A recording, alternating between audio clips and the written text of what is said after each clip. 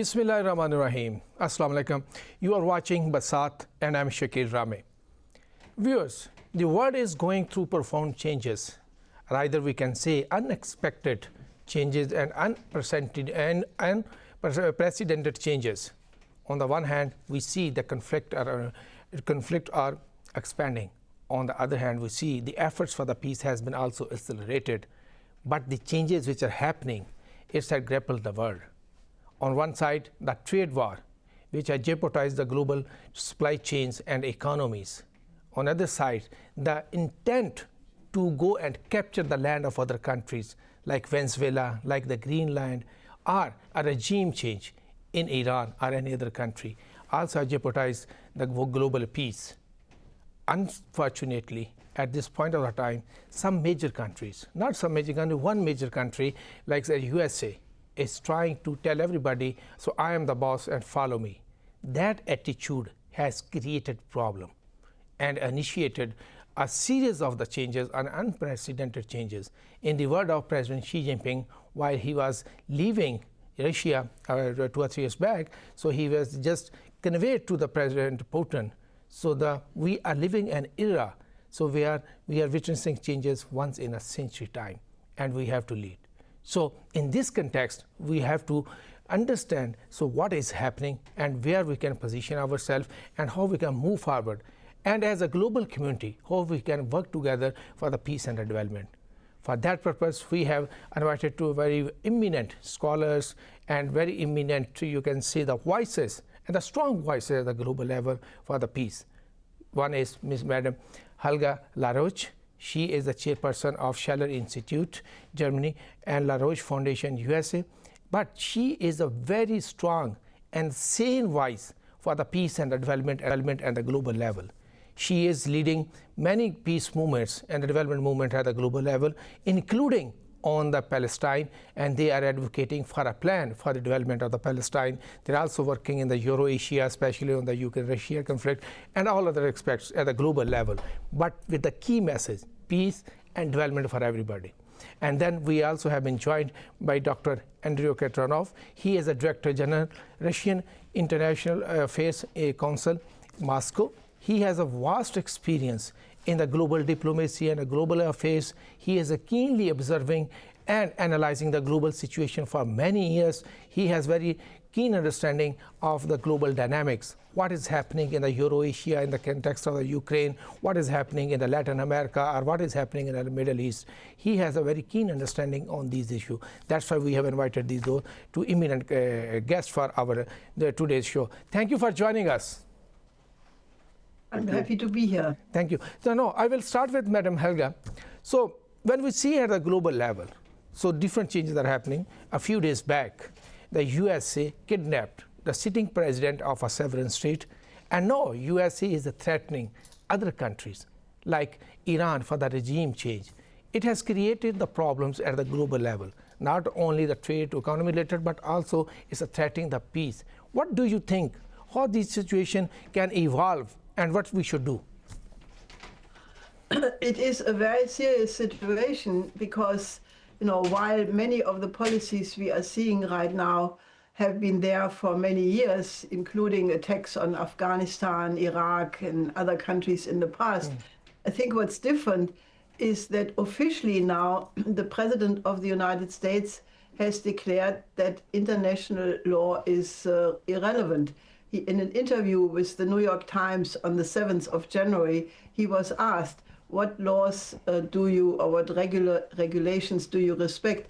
And he says, only my own mind, only my own morality. I do not need international law. Do you think, here I just want to interrupt you, do you think the moral values which President Trump is trying to exhibit or showing to the world can qualify for this, such statements? Well, that's obviously up to the American people to decide. But I think if the man in the strongest position in the world basically says that now the principle of might makes right Yes. is relevant, then that could create a very, or is creating a very dangerous precedent for everybody. Everybody can now say, I don't like my neighbor, I will kidnap him.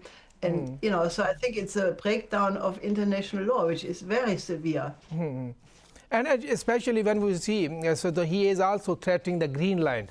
So and you are sitting in the Europe, how do you see like this, what is happening in the Greenland and why he is threatening? Because Denmark is the other NATO ally.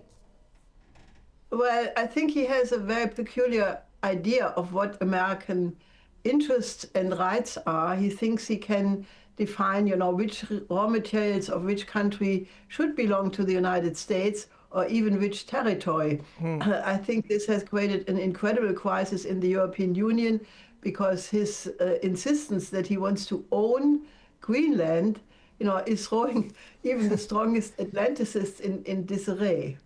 Yes, and I think this attitude is not creating problem for the opponents but also the friends. That's why there is a saying these days, so foes and friends are changing. The friends are becoming the few, and like the alliances like the NATO has been weakened over the time. So now going forward to our other participant, Dr. Andrew Kazanov. So, Doctor, when you look in the specifically, we will start with the Eurasia, because you are keenly observing this Eurasia, and one of the major conflict is going on in Eurasia, and Russia is the part of that. So when you look at the context in Eurasia, so what Mr. Trump want to do, or the USA want to do, especially on the one side, when sometimes he says, I want to negotiate with the President Putin, and then suddenly he says, oh, we are sending more weapons to the Ukraine, and then he is inviting the Central States heads. So how do you see what America wants to achieve in the Eurasia, especially in the context of the Ukraine? Well, if you take the Ukrainian situation in particular, it is clear that President Trump wants to keep his foot in the doorway. He definitely wants to protect U.S. interests in Ukraine, and this is something which relates to potential sales of U.S. weapons to Ukraine through Europeans, but also an attempt to control a lot of the Ukrainian economic infrastructure. Trump has signed the so-called rare elements deal with Zelensky, which allows the United States to basically possess a lot of natural resources and also the transportation system in Ukraine. Definitely, he hopes that American companies will be directly engaged in the post-conflict reconstruction of the country. So for him, it's business. It's an important business, and he wants U.S. interests to be preserved. I would also add that, of course, he cannot see, at least he's not willing to see the conflict resolving on the terms of the Russian Federation, because that would mean a victory for Vladimir Putin, not for Donald Trump. And Trump wants to have his own victory, his own imprint in the solution of the Ukrainian crisis. And I think that guides him, that guides his attitudes to both Russia and to Ukraine. He wants to push both sides and to have a settlement on his terms, not on the terms that can come from either Moscow or from Kiev. And I think there is you mentioned, so that business, and there's different reports. So many American companies, the Zionist company, they have purchased the vast land in Ukraine, and they are controlling the territory of the Ukraine. So President wants to protect them also. But the fundamental question is, when he claims he wants a Nobel Peace Prize, but he comes with the term and condition not to end the conflict, to get the maximum for the US, how it can be qualified, these things? Well, I think that there are pieces of both bad news and good news about President Trump. The bad news is that his mission is primarily destructive. He destroys the remnants of the old world order more than anyone else in the world. That is very important observation. Destructive attitude are his ambitions. Yeah, and some would say that this is creative destruction or some positive destruction, but that doesn't change the sense of the word. It is about destruction. It's about destroying institutions, regimes, international law, as it has already been mentioned here. So it's about destruction. However, I think the good news, if we are looking for the good news, is that he is not ready to engage the United States into a really large-scale conflict. And we saw it in many cases. Even if you take Venezuela, he's not ready for a real regime change there. He is concerned about the United States being forced to start a ground operation. He doesn't want it. He doesn't want a major U.S. engagement in Iran. But it's one thing to bomb Iran, but it's another to have a ground operation, which would cost the United States a lot. So he is not ready to start a real war, at least intentionally. There might be, of course, a danger of an inadvertent escalation, which would ultimately get the United States into a large-scale I will come back conflict. to you on the same question, but I will go to Madam Helga. So when Dr. Andrew Kantonov was talking about Russia does not want a war, but we have seen in the case of Iran, at the last moment, so Mr. Trump withdrew from the war. But that is the one aspect I want your comment on that. But the most fundamental thing I want to ask from you, you are working on the Palestine issue for a long time. And we see, so Israel is pushing USA to go for war with Iran. How do you see if President Trump announced a war with Iran, so what will be the impact on the Palestine people? Well, I hate to say that the success of the so-called peace plan has left the Palestinians still with the same situation. I mean, in the so-called phase one, I think, I don't have the exact number now, but a lot of Palestinians have been killed, and the killing is going on in the West Bank. So I think, the situation, in my view, has not worked at all for the benefit of the Palestinians. And it's one of these issues where you really pull your hair and you say, what can be done? Why can the international community not come up with some way of intervening? Because we have a genocide going on, which has been acknowledged by the highest courts of the world, the UN, the International Court of Justice, and the International Criminal Court. And the international community has been completely incapable of remedying the situation. And I think that poses a very serious question, that when there is no place anymore where suppressed people like the Palestinians, or there are other cases in the world, can go to an institution and receive right, then we are in a world which is characterized by the law of the jungle. And it cries out for a reform of the international system. And I think that there will be a tremendous backlash, a blowback of what is going on, because what is happening right now is, I think we are seeing the beginning. You mentioned 100 years, things happened not 100 years since. I think it's much more fundamental. I think we are seeing an epochal collapse. An order which existed for 500 years in the form of colonialism is coming to an end, and the new shape is not yet visible. So we are in a sort of incredible tense moment where everything is possible. No, but my question is, so if USA attack Iran, so will it bring some negative consequences for the Palestine? If yes, how then the world? But I don't have any trust in the world anymore, because the Trump say there is no rule of law. So he openly say that. So what will be the implications for the Palestinian people? Well, obviously it depends. If such a new attack occurs, temporarily, I hope Trump pulled back from it and said that the killing in Iran would have stopped and therefore no need to intervene. If, however, remember in June it was like that, where basically there was a diplomatic process going on, and then out of the blue these attacks occurred. So I think everybody is not 100% sure if one can rely on these words of President Trump. If an attack occurs, I think the response probably would be much, much more significant than in June, because I think Iran, in the meantime, has strengthened its defenses. And, I mean, I don't want to even think that it could lead to a general war in the entire Middle East, in which case, naturally, the Palestinians would be the victim as well.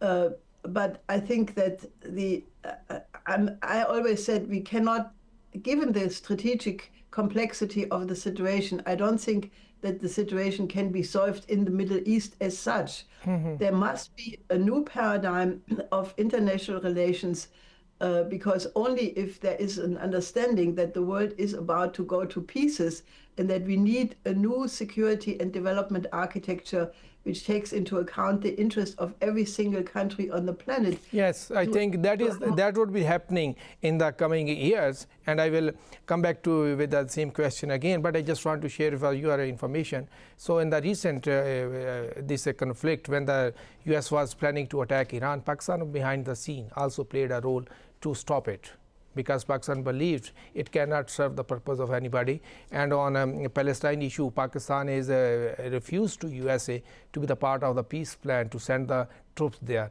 because what they are doing, that was not the peace plan. So Pakistan's stance is that peace plan was to protect the people, not let the one party to kill the other. So Pakistan has refused to send its troops there. So I will go to Dr. Andrew Kantonov.